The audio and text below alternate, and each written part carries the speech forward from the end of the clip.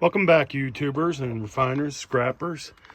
Today we're going to get back into doing some chemistry. It's been a while, I just need to take a break, What I'm doing here is I am going to remove the solder. I've got some chips and some boards here that I want to remove the solder on.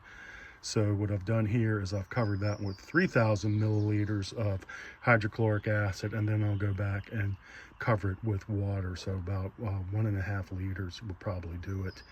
And then that's going to be my desoldering / tin removal solution for a while until it's saturated. And we'll try and recover the tin after that. Let's back that out there for you.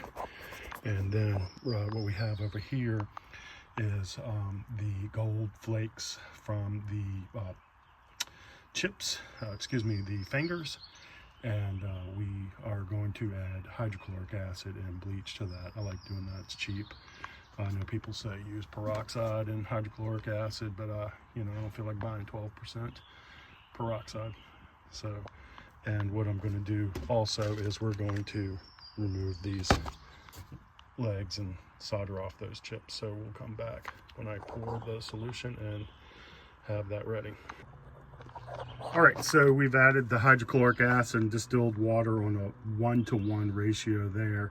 You can see the reaction just starting to take place. I just did this less than a minute ago, and man, look at that. That's really starting to work well.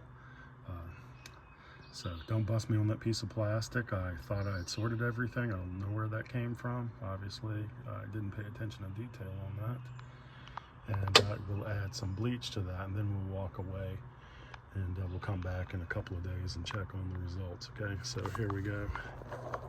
Bleach and hydrochloric acid to dissolve the foils on the ram card fingers.